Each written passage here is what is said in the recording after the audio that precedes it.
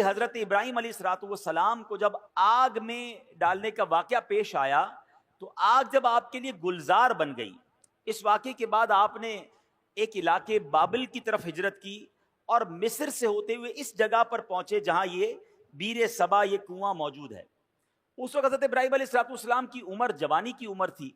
اللہ پاک نے آپ کو بہت سارا مال عطا فرمایا، آپ کے پاس مویشی جو تھے، گائے، بھینسیں اور دیگر جانور بہت زیادہ ہو گئے تھے، یہاں تک کہ لوگ آپ کو شیخ صالح، نیک بزرگ کے نام سے پکارتے تھے۔ اللہ کے آپ نبی بھی تھے تو آپ سے بڑی لوگ محبت کرتے تھے، آپ کو شیخ صالح کہہ کے پکارتے تھے۔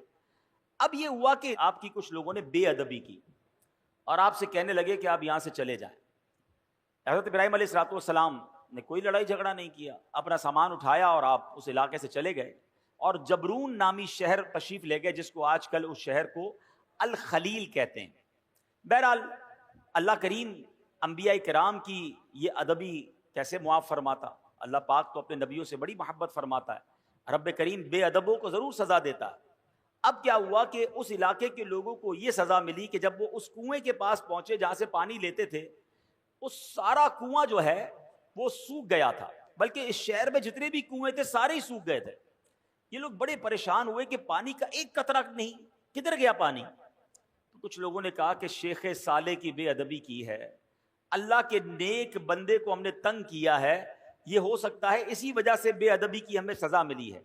اب یہ لوگ پھر حضرت ابراہیم کی بارگاہ میں حاضر ہوئے، معافی مانگنے لگے کہ حضور ہمیں معاف کر دیں، ہم نے آپ کو باہر نکال دیا، حضور واپس آ جائیں، اس شہر میں پھر کرم فرمائیں۔ حضرت ابراہیم علیہ السلام نے کہا کہ میں تو نہیں آتا، اب تم میری 7 بکریاں لے جاؤ، ایک ایک بکری کو ایک ایک کنویں کے پاس کھڑی کر دو، جیسے ہی وہ بکریاں کنویں کے پاس پہنچے گی انشاءاللہ کنویں میں پانی واپس آ جائے گا۔ اب یہ لوگ 7 برکت بکریاں لے کر واپس آئے، جو ہی انہوں نے بکریوں کو کنویں کے پاس کھڑا کیا، اللہ کی رحمت دیکھیں، اسی وقت کنویں ابل پڑے اور دیکھتے ہی دیکھتے پانی سے کنویں بھر گئے۔ اسی وجہ سے اس مقام کا نام بیر سبا یعنی 7 بکریوں والا کنواں، یہ نام مشہور ہو گیا۔ میرے پیارے اسلامی بھائیوں، اس واقعے سے کیا سیکھنے کو ملتا ہے؟ پہلے تو حضرت ابراہیم علیہ الصلوۃ والسلام کی کیا شان ہے، جو ذوالحجہ کا مہینہ ہے حضرت ابراہیم کی ہمیں یاد دلاتا ہے۔ جتنے حج کے ارکان ہیں اس میں حضرت ابراہیم کی، حضرت اسماعیل کی، بی بی ہاجرہ کی یادیں ہیں۔ صفا مروہ پر جائیں تو بی بی ہاجرہ کی یاد آتی ہے، اور سبحان اللہ آپ ابو الانبیاء ہیں۔ یاد رکھیے حضرت ابراہیم کے بعد جتنے بھی انبیاء آئے اس دنیا میں، سب کے سب حضرت ابراہیم علیہ الصلوۃ والسلام کی اولاد میں سے ہیں۔ حضرت ابراہیم کا مقام سرکار دو عالم صلی اللہ تعالی علیہ وسلم کے بعد کائنات میں سب سے افضل اگر کوئی ہستی ہے تو وہ حضرت ابراہیم علیہ الصلوۃ والسلام ہیں۔ اور سبحان اللہ حضرت ابراہیم کی جہاں اور بہت ساری برکتیں ہیں، آپ کی ایک اور شان یہ بھی ہے کہ آپ کا جو چہرہ انور ہے وہ سرکار دو عالم علیہ الصلوۃ والسلام سے بڑی مشابہت رکھتا تھا۔ میرے آقا علیہ الصلوۃ والسلام فرماتے جس کو ابراہیم کو دیکھنا ہو وہ مجھے دیکھ لے۔ ہیں نبی پاک کے چہرہ انور سے حضرت ابراہیم علیہ الصلوۃ والسلام کا چہرہ بڑا ملتا۔ تو سبحان اللہ، ایک تو ان کا مرتبہ اتنا بڑا، تو پتہ چلا کہ اللہ والوں کی، اللہ کے نیک بندوں کی اگر بے ادبی کی جائے تو پھر رب عز و جل برکت اٹھا لیتا ہے، پھر اللہ اسے سزا دیتا ہے۔ علماء کرام موجود ہیں، میرا تو بہت چھوٹا سا مطالعہ ہے مگر 2 ہی چیزوں کے بارے میں پڑھنے کا موقع ملا کہ 2 برے کام ایسے ہیں، اگر کوئی بندہ ان 2 برے کاموں میں سے کوئی کام کرتا ہے تو اس کے بارے میں فرمایا یہ کام کرنے والا ایسا ہے کہ اللہ اس سے جنگ کا اعلان فرماتا ہے۔ یہ کتنے بڑے برے کام ہوں گے؟ وہ 2 برے کام کون سے ہیں؟ ایک تو سود کا کام کرنے والا، اور دوسرا فرمایا اللہ کے کسی ولی سے جو دشمنی کرے رب اس سے جنگ کا اعلان فرماتا ہے۔ اب مجھے بتائیے اللہ سے جنگ کر کے کوئی جیت سکتا ہے؟ نہیں نا۔ تو پھر ہر معاملے میں ہر طریقے سے کسی بھی صورت سود کے قریب نہیں جانا ہے۔ اب سوال یہ ہے کہ ہمیں کیسے پتا چلے اللہ کا ولی کون ہے؟ یہ ذرا سمجھیے گا میری بات۔ اللہ نے اپنے اولیاء کو اپنے بندوں میں چھپا کر رکھا ہے۔ دیکھیں انبیاء تو جن کے نام ہمیں معلوم ہیں وہ انبیاء ہیں، ٹھیک ہے، اور 1 لاکھ کم و بیش 24,000 انبیاء، جتنے بھی اللہ کے انبیاء ہیں سب پر ہمارا ایمان ہے۔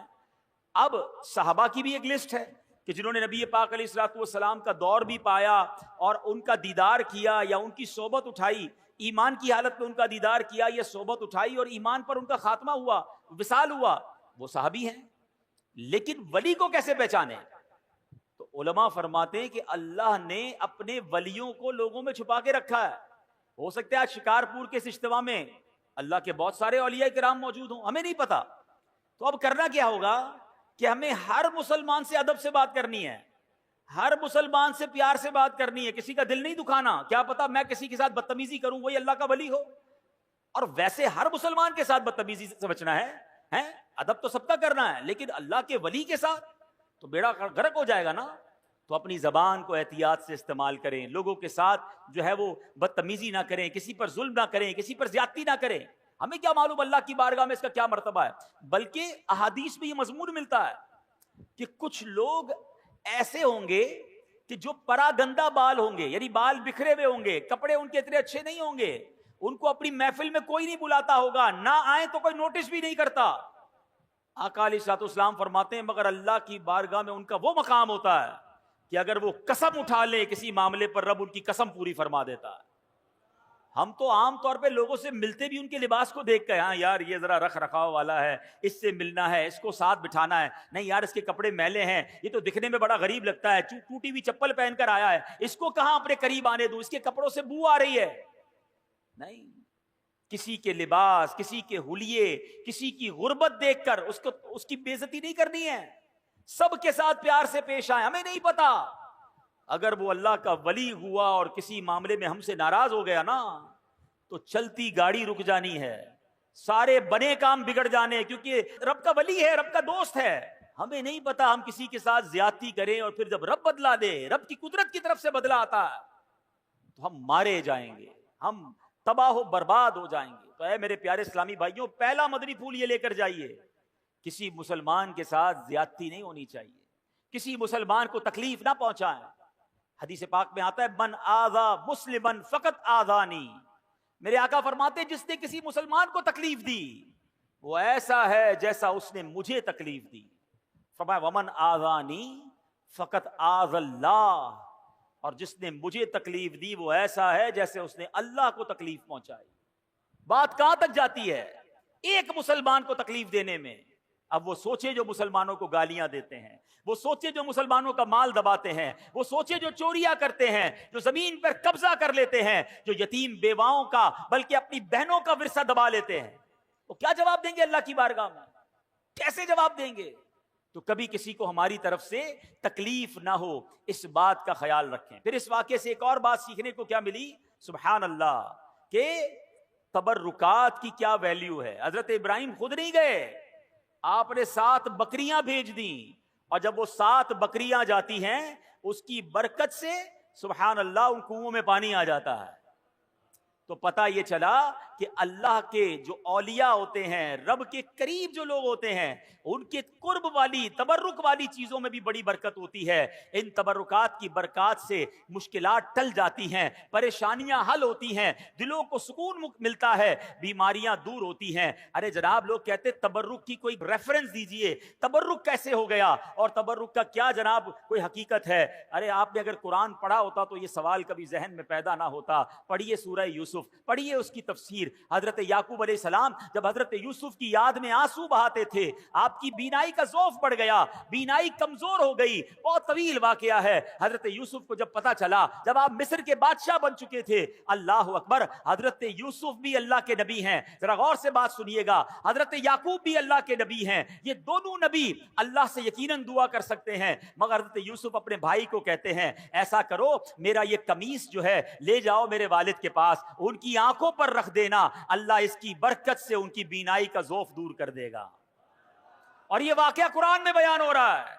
اگر تبرک کی ویلیو نہ ہوتی تو حضرت یوسف دعا فرماتے، یقیناً اللہ کے نبی ہیں، وہ دعا فرماتے، اللہ ضرور دعا کرم فرماتا، مگر سبحان اللہ یہ قرآن کا واقعہ بتا رہا ہے کہ اللہ والوں کی نسبت رکھنے والی چیز میں اللہ کریم نے اپنی رحمتوں سے برکت ڈالی ہے۔ تو تبرک کی اہمیت سمجھیے، اور اللہ والوں کا اگر کوئی تبرک مل جائے تو اس کا ادب کرنا چاہیے۔ ایک جملہ یاد کر لیجئے، با ادب با نصیب، اور بے ادب بد نصیب جو ادب نہیں کرتا اس کو برکتیں نہیں ملتی. سبحان اللہ. حضرت ابراہیم کی بات چل رہی ہے قرآن مجید فرقان حمید میں.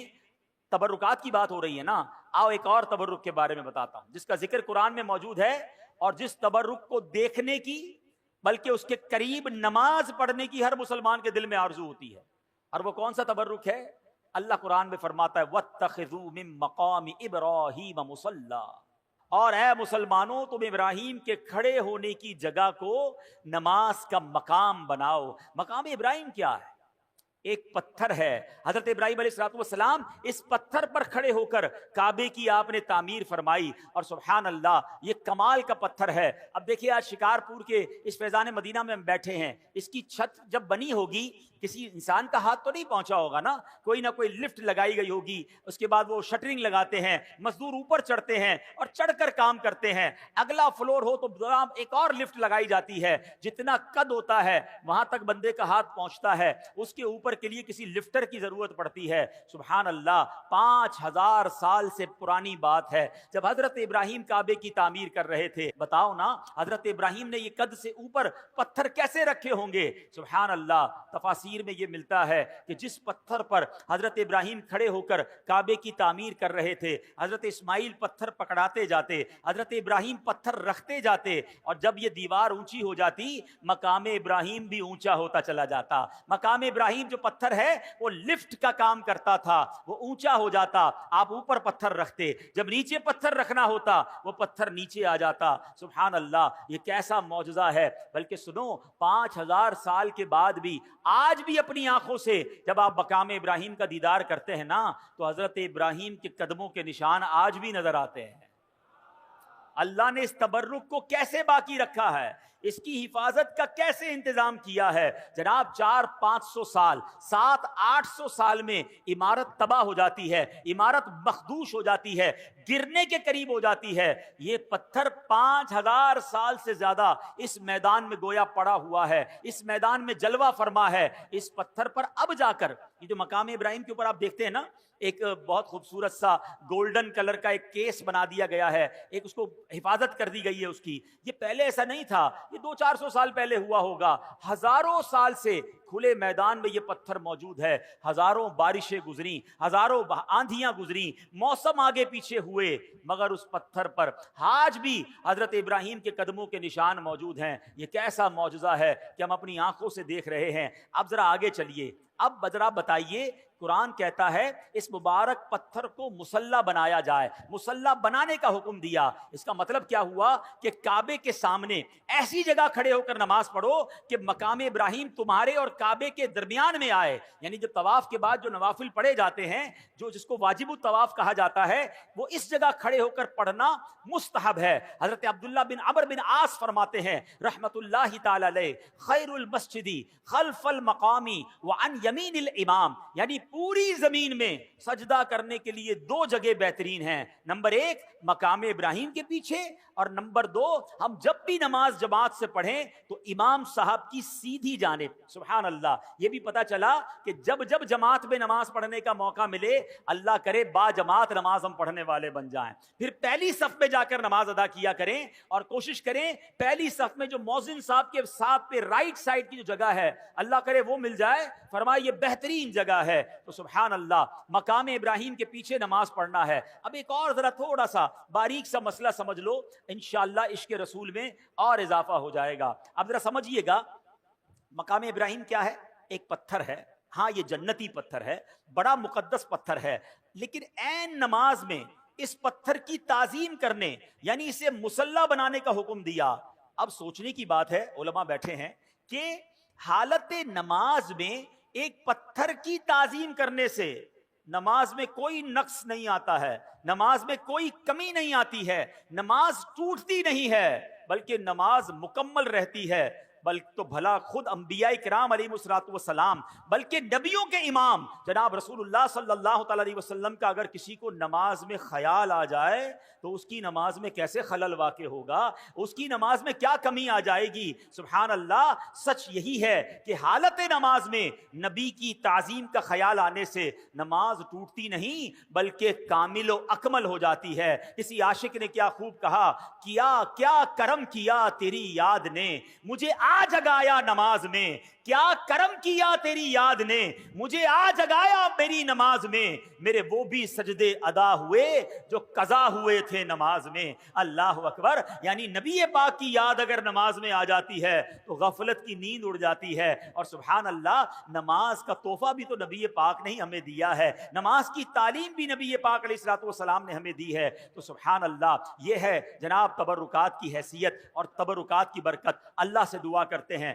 रब्बे करीम हमें मक्का पाक की हाजिरी अता फरमाए, हज की सआदत नसीब फरमाए, मकाम इब्राहिम का दीदार नसीब फरमाए और मकाम इब्राहिम के पास नमाज अदा करना भी नसीब फरमाए। हाँ, एक मसला बता देता हूँ, जब जब ये फजीलत सुनते हैं ना तो हमारे कुछ हाजी साहिबान समझते हैं, चाहे वो उम्रे पर जाएं या हज पे जाएं, कि जनाब अब तो बिल्कुल मकाम इब्राहिम के पीछे नमाज पढ़ेंगे तो नमाज होगी, वरना नमाज ही नहीं होगी।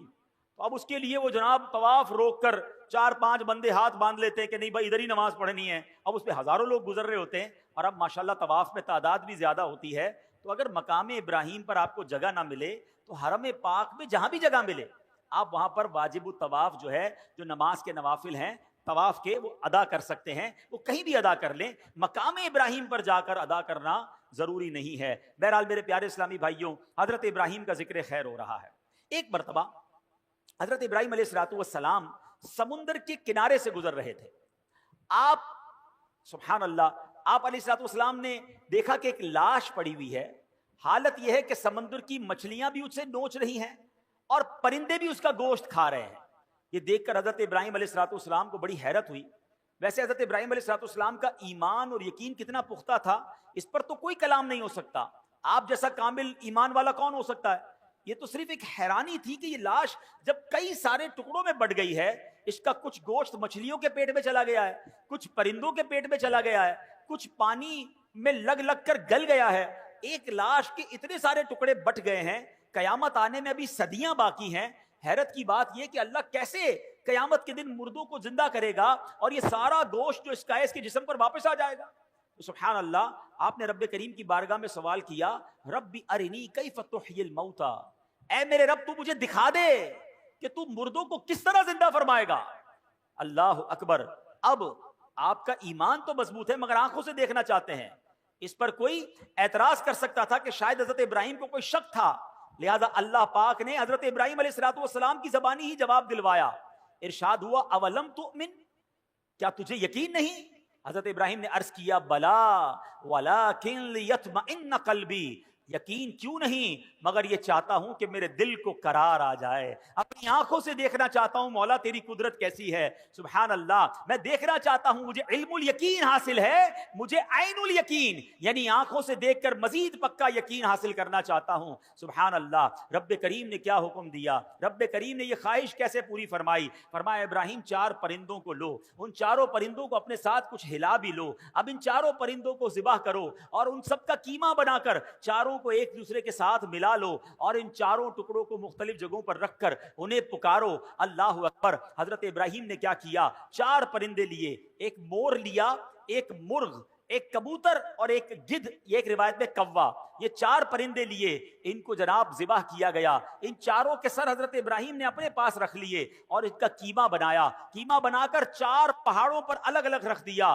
कितना मिक्सचर हो चुका है। और अब हजरत इब्राहिम पुकारते हैं, ए कबूतर, ए मोर, या अय्यतुहल हमामा, या अय्युहद दीक। आपने अपनी आंखों से देखा कि वो कीमे के अज्जा उड़ने लगे और सारे परिंदे दोबारा बन गए। सर नहीं है मगर दौड़ते हुए आए और हजरत इब्राहिम के पास जो सर रखे हुए थे, अपने अपने सर को गोया अपने सर में लगाया, अपनी गर्दन में लगाया और वो दाना चुगने लगे, फिर से जिंदा हो गए। अल्लाह अकबर। अल्लाह करीम ने हजरत इब्राहिम के सामने अपनी कुदरत का क्या शानदार नजारा दिखाया। ये वाकया कुरान में मौजूद है मगर सुभान अल्लाह, इस वाकये से हमें बहुत सारी बातें सीखने को मिलती हैं। पहली پہلی بات تو یہ سیکھنے کو ملی ہے کہ میرے رب کی قدرت کیسی ہے. میرا رب جو چاہے وہ کرنے پر قادر ہے. ان اللہ علی کل شیء قدیر. اور دوسری بات کہ حضرت ابراہیم نے پرندوں کو پکارا. قرآن کہتا ہے اے ابراہیم ان پرندوں کو پکارو, اور آپ نے پکارا یا ایھا الدیک یا ایتھا الحمامہ, اے کبوتر, اے گدھ, اے مور, چاروں پرندوں کو پکارا. سوال یہ ہے پرندے تو مر چکے تھے, بلکہ ان کا تو قیمہ بھی بن چکا تھا, تو قیمہ بنے ہوئے مرے ہوئے پرندوں کو پکارنا جائز یا کہہ کر پکارنا جائز؟ تو اگر آج کوئی عشق رسول میں ڈوب کر یا رسول اللہ کہے تو اس کو تو کوئی پرابلم نہیں کسی کو ہونی چاہیے. اللہ کے نبی پکار رہے, قرآن میں رب فرما رہا ہے پکارو. اگر کوئی صحابی رسول کو پکارتا ہے یا صدیق یا عمر یا عثمان یا حیدر تو کوئی حرج نہیں ہے. غوث پاک کو پکارے, داتا حضور کو پکارے, حضرت امام حسن امام حسین کو پکارے. نبی اللہ جو ہوتے ہیں وہ حیات ہوتے ہیں, اپنی قبروں میں رزق پاتے ہیں, یہ تو حدیث پاک میں موجود ہے. تو اگر کوئی آج یا رسول اللہ کہے تو اس میں کوئی حرج نہیں, بلکہ چلے ایک اور بڑا آسان طریقے سے سمجھا دیتا ہوں. یہ تو میں نے قرآن کی بات کی ہے, حدیث پاک تقریباً سبھی لوگوں کو یہ دعا یاد ہوگی جب ہم قبرستان جاتے ہیں.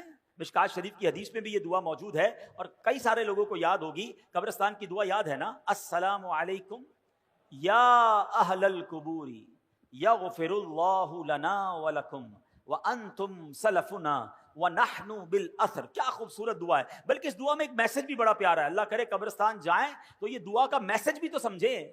معنی کیا بنتا ہے اس دعا کا؟ السلام علیکم یا اہل القبور, اے قبر والو تم پر سلام ہو. یغفر اللہ لنا ولکم, اللہ تمہاری اور ہماری مغفرت فرمائے. وانتم سلفنا, تم پہلے چلے گئے. ونحن بالاثر, ہمیں پیچھے آنا ہے. کاش قبرستان جا کر یہ بات سمجھ آ جائے کہ یہ پہلے چلے گئے ہیں, ہماری باری آنے والی ہے. مجھے بھی اسی قبر میں جانا ہے, میرا بھی سب کچھ پیچھے رہ جائے گا. میں دنیا کے پیچھے اتنا نہ بھاگوں کہ قبر میں جب جاؤں تو وہاں مار پڑے. کاش اس دعا سے ہم یہ سبق حاصل کریں. اور سبحان اللہ, ایک مسئلہ کیا حل ہو گیا مجھے بتائیے. قبرستان شکارپور میں بھی ہوگا نا, قبرستان میں نیک لوگ بھی دفن ہوئے ہوں گے, گناہگار بھی دفن ہوئے ہوں گے, نمازی بھی گیا ہوگا, بے نمازی بھی گیا ہوگا, عبادت گزار بھی گیا ہوگا, شرابی بھی گیا ہوگا. سارے قبرستان والوں کو جا کر آپ کیا کہتے ہیں؟ السلام علیکم یا اہل القبور. نیک کی قبر پر بھی یا اہل القبور, گناہگار کی قبر پر بھی یا اہل القبور.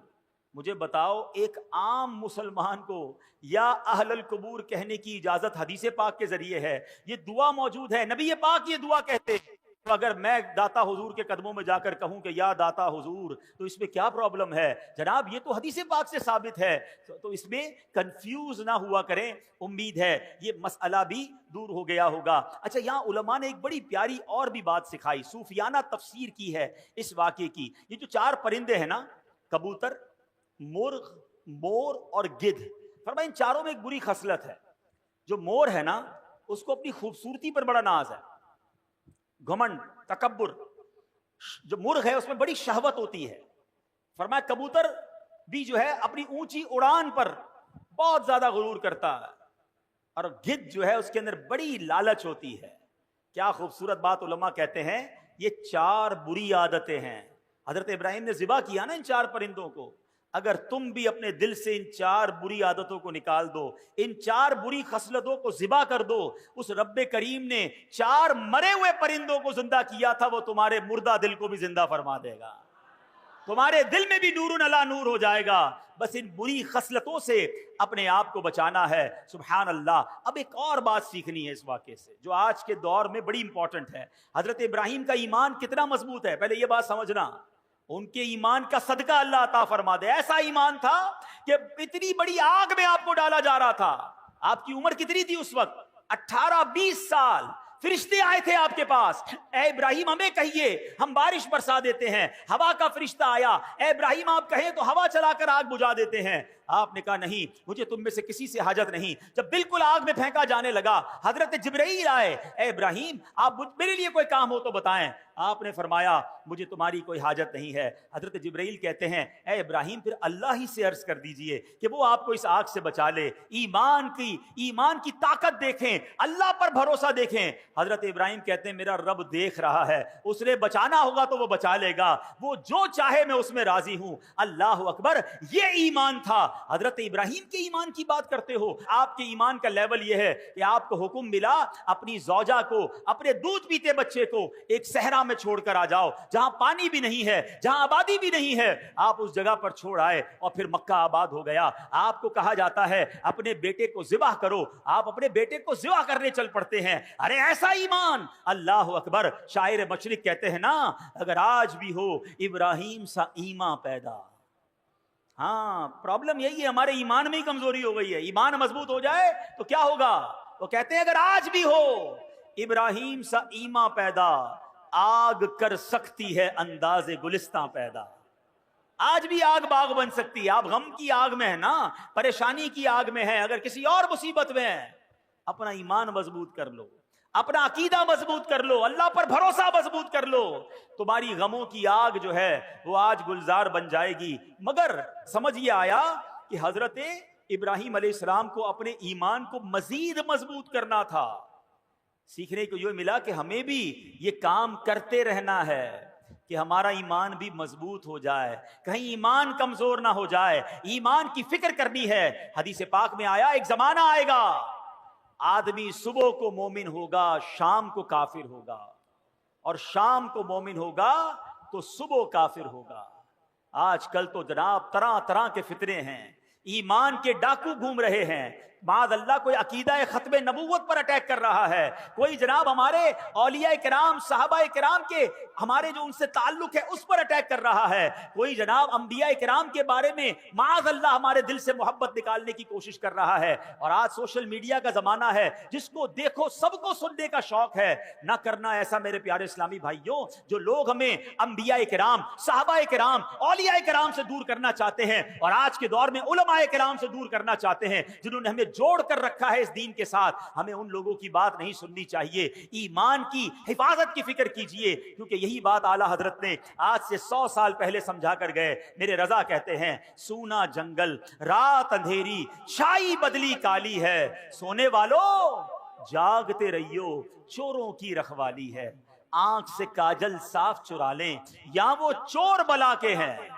کیسا محاورہ استعمال کیا, آنکھ سے کاجل کون چرا سکتا ہے؟ آنکھ کے اندر ہی کاجل ہوتا ہے نا. کہاں, بڑے مکار چور ہیں, ایسی چالیں لے کر آئیں گے, دین کی بات کر کے تمہارا دین لے جائیں گے, ہیں علم کی بات کر کے تمہیں علم دین سے دور کر دیں گے. تمہیں کہیں گے قرآن ہی تو سنا رہا ہوں, مگر تمہیں اللہ رسول کی محبت سے آری کر دیں گے. اے میرے پیارے اسلامی بھائیوں, اب جاگنے کا دور ہے, سمجھنے کا دور ہے. کیا کہتے ہیں, آنکھ سے کاجل صاف چرا لیں یا وہ چور بلا کے ہیں. تیری گٹھڑی تاکی ہے اور تو نے نیند نکالی ہے. ارے تیرا ایمان چھیننے آئے ہیں اور تو اب غافل ہو گیا ہے. تو اے میرے پیارے اسلامی بھائیوں, حضرت ابراہیم کا یہ واقعہ بتا رہا ہے کہ ایمان کو اسٹرینتھن کرنے کے لیے, ایمان کو مزید مضبوط کرنے کے لیے ہمیں سوچنا ہوگا. پہلے کے دور میں فتنے کم تھے مگر ایمان بچانے کی لوگوں کو فکر زیادہ تھی. آج کے دور میں فتنے زیادہ ہیں, ایمان کے لٹ جانے کا جناب سبب زیادہ ہو گئے, مگر لوگ ایمان کی حفاظت کی فکر نہیں کرتے.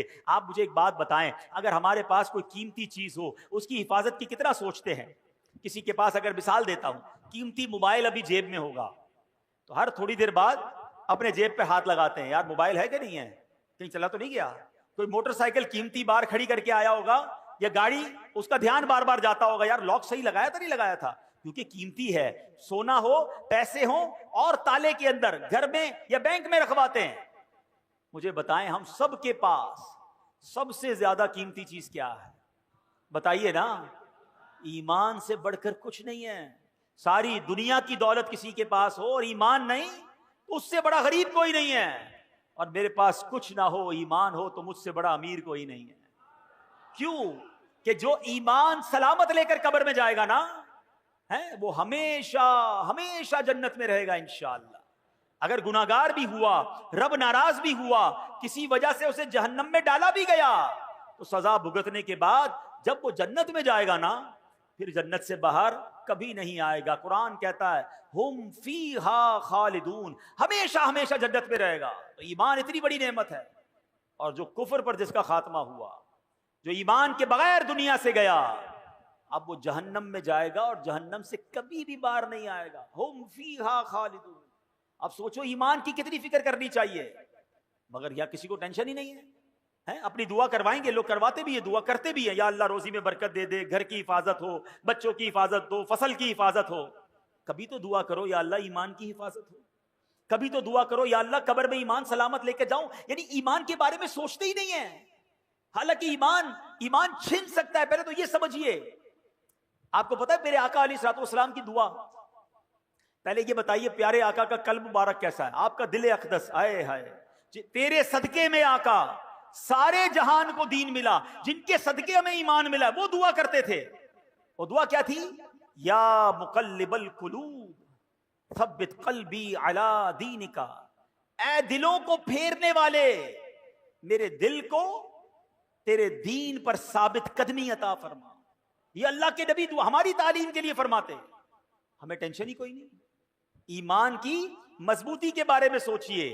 اب کیسے ایمان مضبوط ہو, آئیے سنتے ہیں.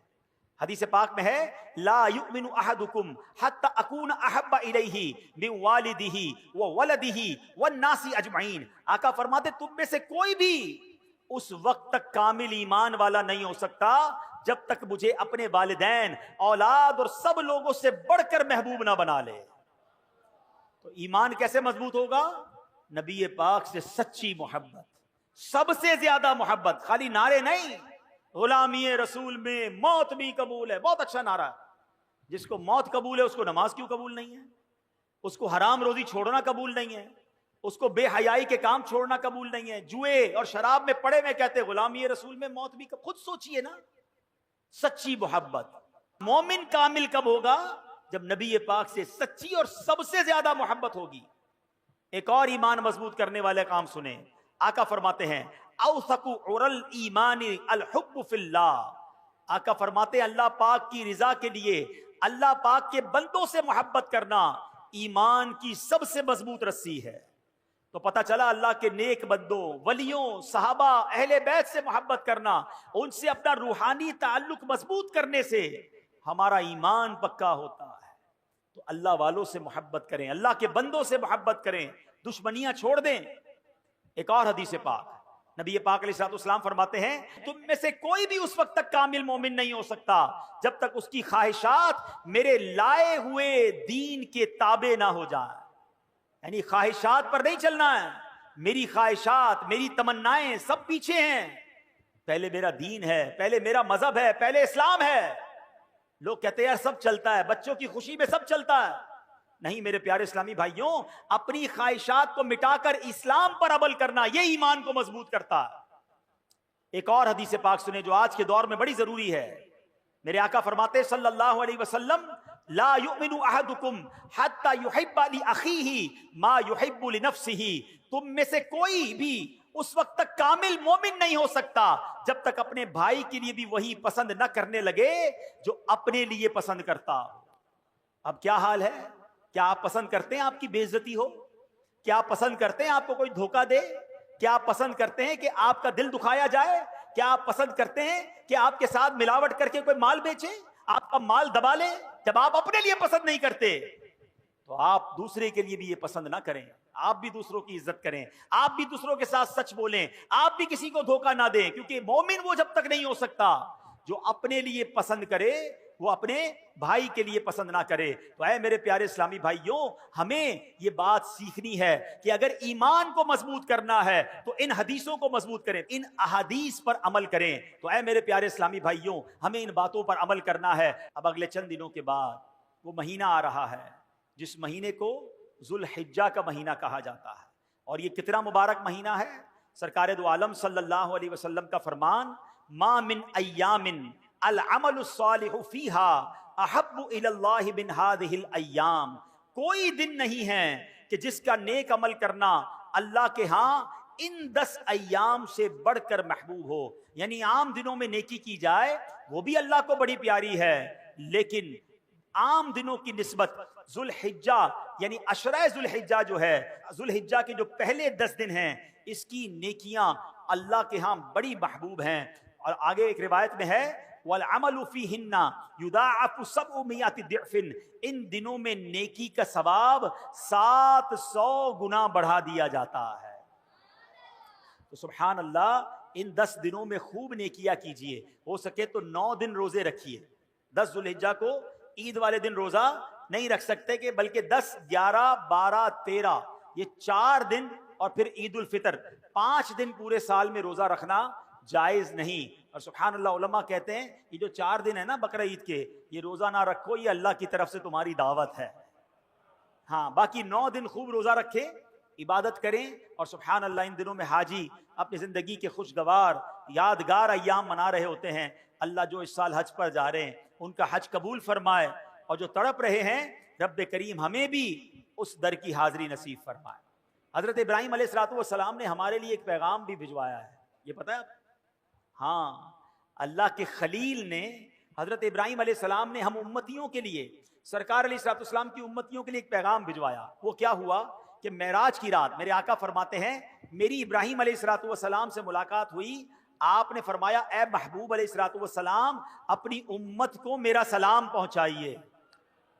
آئے ہائے، اللہ کے نبی حضرت ابراہیم ہمیں سلام عطا فرما رہے ہیں، اور پھر فرمایا کہ اے محبوب صلی اللہ علیہ وسلم اپنی امت کو فرمائیے کہ جنت پاک اور زرخیز زمین ہے اور خالی میدان کی صورت ہے، بے شک یہاں کے باغات سبحان اللہ الحمدللہ لا الہ الا اللہ اور اللہ اکبر ہیں، یعنی جنت کی زمین خالی ہے۔ بندہ جب یہ تسبیح کرتا ہے اس جنت میں درخت لگتے رہتے ہیں۔ یا رسول اللہ اپنی امت سے فرمائیے ان کلمات کا کثرت سے ذکر کیا کریں تاکہ جنت میں ان کے لیے زیادہ سے زیادہ باغات لگتے رہیں۔ کاش ہم درخت لگانے لگیں تو کچھ موسم بھی ٹھیک ہو جائے۔ دعوت اسلامی کا شعبہ FGRF انشاءاللہ اگست میں شجر کاری کرے گا۔ مجھے لگتا ہے اہلیان پاکستان کو اس گرمی سے تو اب لگ پتا گیا ہوگا کہ اگر ہم درخت لگا لیتے اور زیادہ لگاتے تو شاید اس موسم میں فرق پڑ جاتا۔ اب تو سائنٹیفکلی بھی پروف ہو گیا ہے کہ جس محلے میں درخت زیادہ ہوں وہاں ٹیمپریچر بھی کم ہوتا ہے۔ لوگ اپنی گاڑی پارک کرنے کے لیے، اپنا جانور باندھنے کے لیے درخت تو ضرور ڈھونڈتے ہیں مگر درخت نہیں لگاتے۔ اللہ کرے میری بات اہلیان پاکستان سن لیں، تمام 24 کروڑ پاکستانی صرف ایک ایک پودا لگا لیں اور اس پودے کو درخت بنائیں۔ پودا لگا کر بھول نہ جائیں، اس کو درخت بنا لیں تو انشاءاللہ اگلے 2-4 سالوں میں ہمارا وطن سرسبز و شاداب ہو جائے گا۔ ہماری آنے والی نسلوں کو اچھا موسم ملے گا، ٹھنڈی ہوائیں ملیں گی اور انشاءاللہ آکسیجن کی فیکٹریاں ملیں گی۔ چلیں پہلے تو یہ نیت کر لیں کہ انشاءاللہ ثواب کی نیت سے ہم دعوت اسلامی والوں کے ساتھ اس سال شجر کاری بھی کریں گے انشاءاللہ۔ یہ تو ہو گئی دنیا میں شجر کاری، اب جنت میں درخت لگانے ہیں وہ تو اور آسان ہے۔ حضرت ابراہیم نے کیسا پیارا کام دے دیا۔ چلو مل کر پہلے تو ہم اللہ کے خلیل کی اس خوبصورت پیغام پر لبیک کہتے ہیں، سب مل کر کہیے سبحان اللہ، الحمدللہ، اللہ اکبر، لا الہ الا اللہ، محمد الرسول اللہ صلی اللہ تعالی علیہ وسلم۔ نہ کھڑے ہوئے، نہ پسینہ بہا، نہ پیسے خرچ ہوئے، اللہ قبول فرما لے تو سب کے جنت میں 4-4 درخت لگ گئے ہیں۔ اتنا آسان ہے تو پھر کیوں نہ پودے لگایا کریں۔ تو پلیز اپنے لیے جنت میں جانے کا سامان کریں، یہ فضول باتوں سے جان چھڑائیں اور اللہ کا ذکر کرتے رہا کریں، سبحان اللہ، الحمدللہ، اللہ اکبر، لا الہ الا اللہ پڑھتے رہا کریں تاکہ جنت میں درخت لگیں اور اللہ کی رحمت سے ایسی پیاری باتیں دعوت اسلامی کے پیارے ماحول میں سکھائی جاتی ہیں۔ اس ماحول سے وابستہ رہیں۔ صلو علی الحبیب۔